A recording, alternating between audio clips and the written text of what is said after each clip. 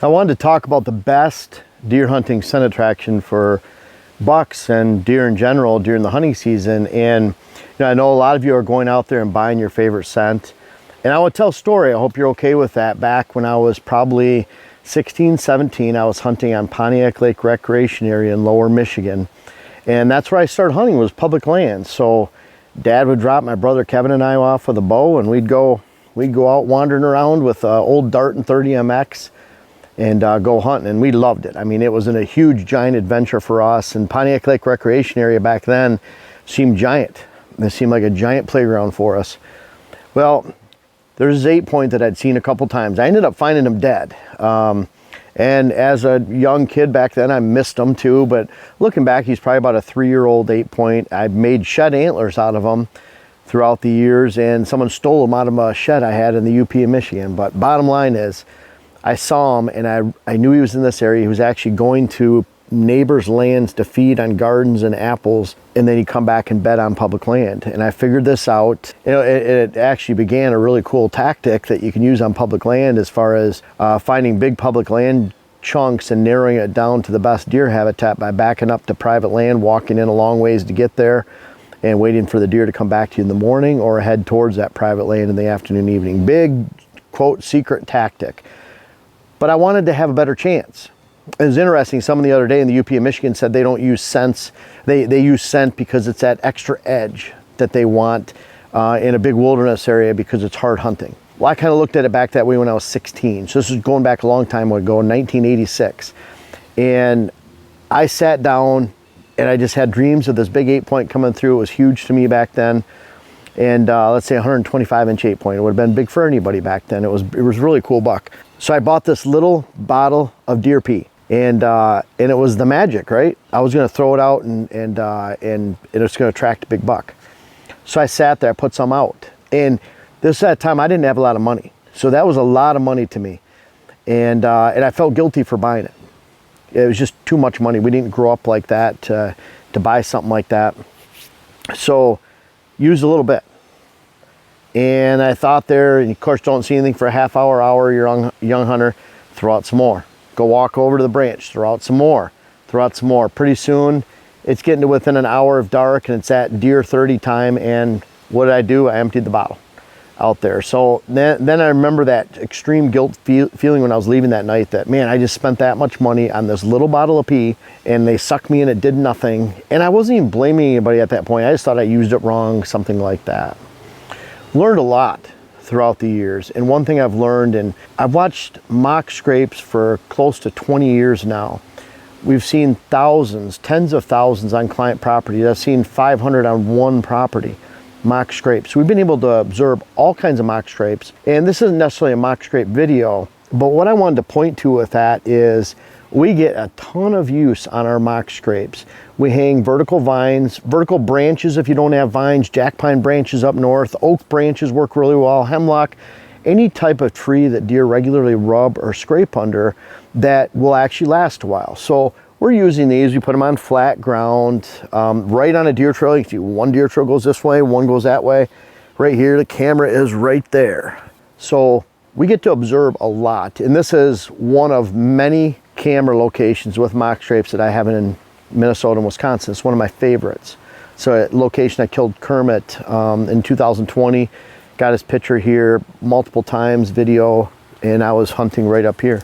But what we've observed over and over again is that the best scent we could put on this mock scrape right here to get continued use is nothing at all. Sorry to burst your bubble, but when deer come through here, they take their preorbital glands right here, and they rub those preorbital glands on this branch, and it's like their calling card.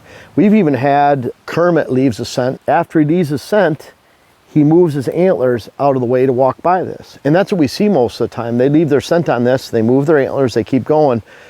And they do that because, to me, they just left their scent. That's their calling card, and that's important to them. They don't want to smash it. Now, for about 10 days, 2 weeks during the peak of the rut, they come in here, they smash this thing down sometimes.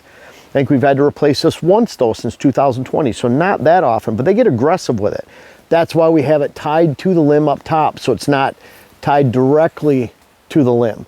The reason we do that is there's more rigidity there, And when that happens, if they push on it from here, they can snap this off. This gives like a piñata, back and forth.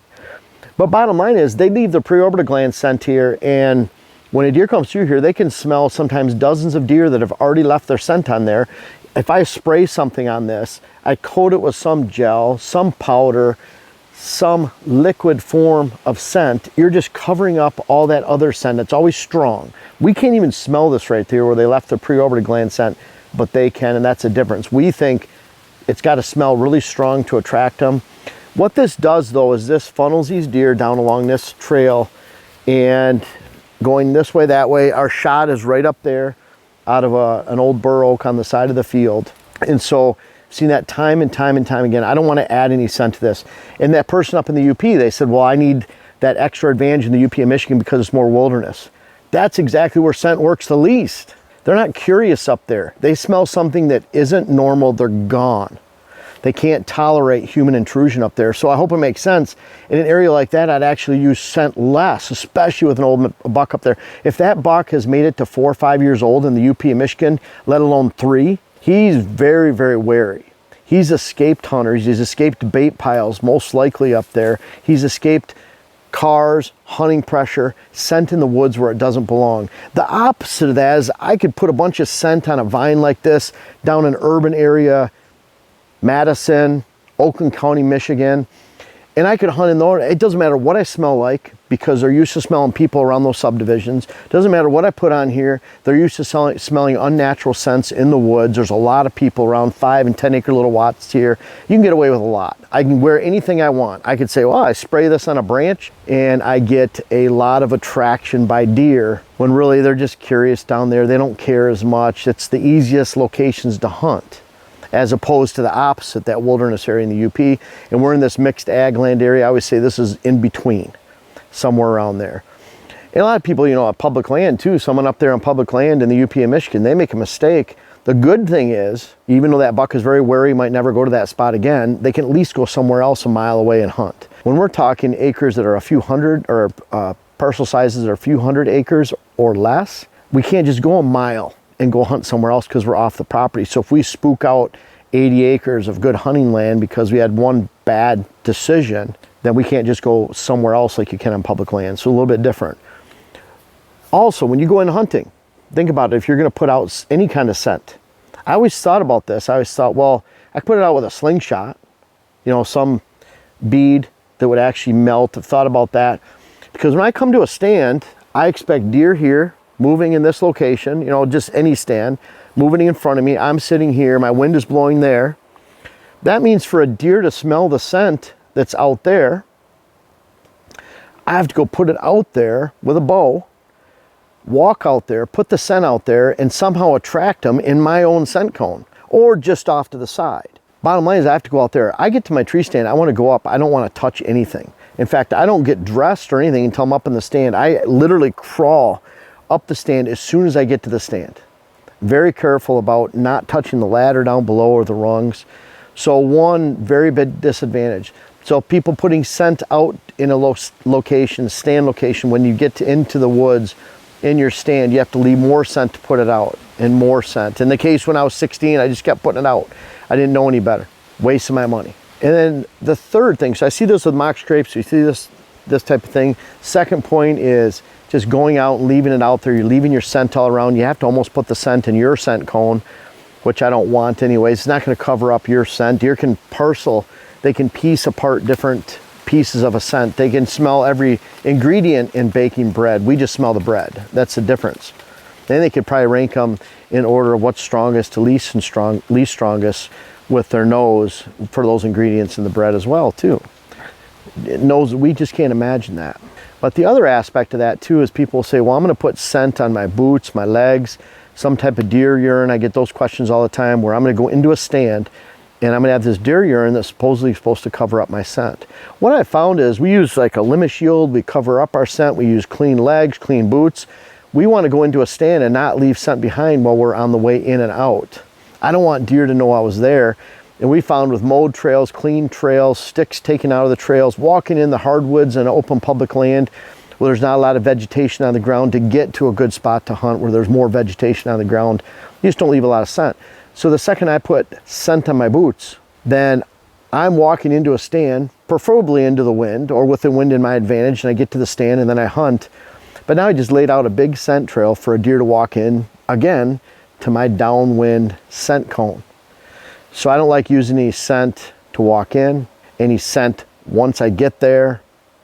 And when it comes to attracting deer, what we see over and over and over again on dozens of our own scrapes a year, let alone thousands, tens of thousands of mock scrapes on client parcels, is that the accumulation of natural scent is always the best, and you can't sell natural scent. Trust me, we have a seed company that does really well. We have a lot of traffic on our site. Really enjoy offering the web classes we do, books. We go see a lot of clients. We have enough traffic that if I wanted to have a scent company, we would just offer a scent company. We would put it on these mock scrape.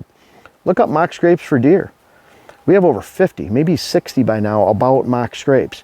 If I thought scent would work, trust me, I would tap into the tens of thousands of dollars that I can make in my own or more by offering it to the traffic we already have on the channel and to our faithful subscribers and followers, loyal viewers. But I don't believe in it, so it doesn't matter how much money I'd make from it, I won't offer it to you, and I won't offer that advice to you.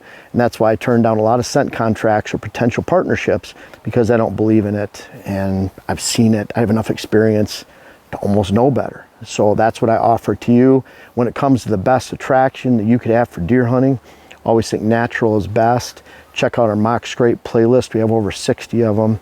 The bottom line is getting in and out of the woods without being smelled, seen, or heard doesn't rely on a bunch of gimmicks and contraptions. It just relies on you being a predator and actually being a hunter when you go out in the woods, and always hunting with the wind at your advantage this fall and beyond.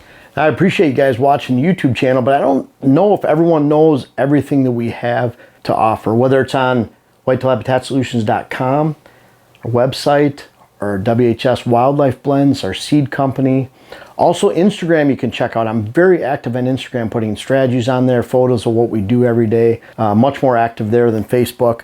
But our seed, web classes, books, clients, articles. I have over 600 articles on whitetailhabitatsolutions.com, everything whitetail strategy. Of course, we have hats on there, and then make sure to check us out on Instagram again. But lots of stuff to offer. We're always coming out with new things, and this isn't the end of it. We have more things coming soon. Make sure to check us out.